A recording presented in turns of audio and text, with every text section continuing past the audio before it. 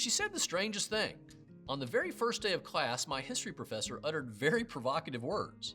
Among all the things I heard in that first semester of my seminary training in preparation to become a Methodist pastor, her comment still stands out most of all 30-something years later.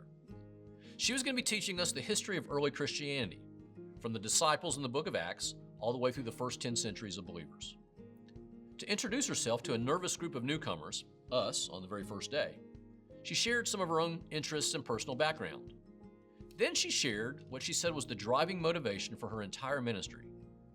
Her passion was the unity of the church. I still remember it.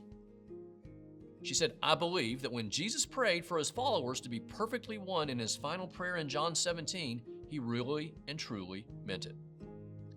And I thought to myself, what does that look like? When Jesus completes his final instructions for the 12 disciples, he prays over them. These disciples have learned from Jesus, they've served with Jesus, they've lived with Jesus.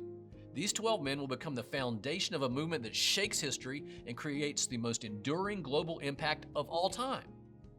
These men will launch the church, the family of God, imperfect men chosen by Jesus. In his final words to them, Jesus reminds his 12 chosen men that believers will be known for their love. Love one another, he says. Jesus then prays in order to prepare them for his death, a prayer asking the Father to care for the 12 and the work they're about to lead, a prayer for all of his followers yet to come, including you and me, a prayer to bind us all together as one. Holy Father, keep them in thy name which thou hast given me, that they may be one even as we are one. Jesus' last message and prayer for his leaders consists of a prayer for unity. Jesus desires and prays for unity. He desires for us to be one, not just for our benefit, but also for the sake of everyone else who will hear the gospel through the church. Our unity, or our lack of it, will impact the world. How much more effective we will be if we stand as one against all that opposes the church. Non-believers and newcomers will just be amazed that a group of people possesses such a powerful spiritual bond. It will stand in contrast to all the division and all the discord that fills the world.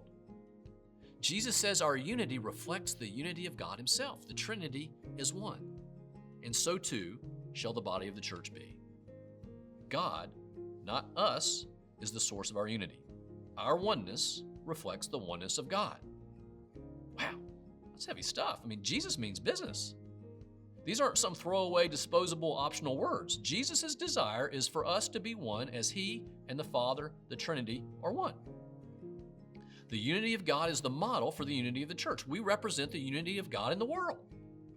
Jesus has a high destiny for his people, that they may become perfectly one, not just one, but perfectly one, completely unified, not separated or divided in any way. Wow. Maybe, just maybe, division pleases us, but displeases God.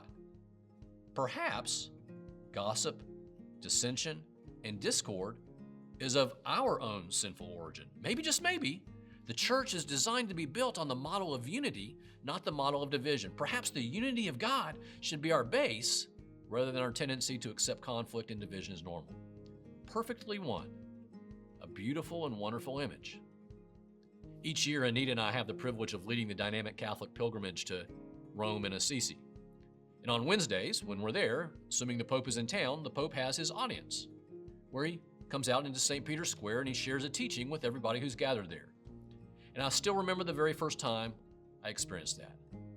It's a very, very real holy moment every time we go. I remember the first time. We arrived early in order to be as near the front as possible. The Pope's chair sat beneath a canopy. Sections were cordoned off and the security forces were in full display. When we arrived, believers had already begun to gather in St. Peter's Square at the entrance to St. Peter's Basilica, built over the tomb of St. Peter. All in all, there were probably 20,000 people gathered that day just to hear a 20-minute message from the Holy Father, the leader of the one church.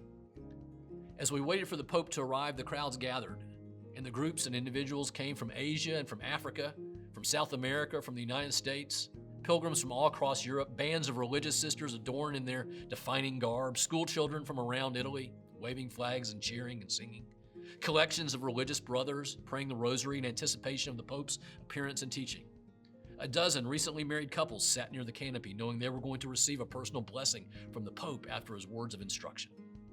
The brides wore their wedding gowns. Choirs sang. Banners flew. Chants melodiously hung in the air.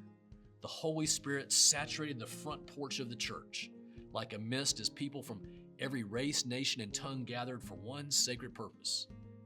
Before my eyes, the world was gathering as one to worship Jesus Christ. We gathered as his one body, one global divine family, a holy moment. The Holy Spirit overwhelmed me. Here I was, sitting in the middle of 20,000 fellow pilgrims. It had taken years, but now I was there. As the one church, we looked differently, we spoke differently, but we shared the same Lord, the same Eucharist, the same Holy Father, and the same Blessed Mother. We really were one family. And so Jesus prayed, Holy Father, keep them in thy name, which thou hast given me, that they may be one, even as we are one.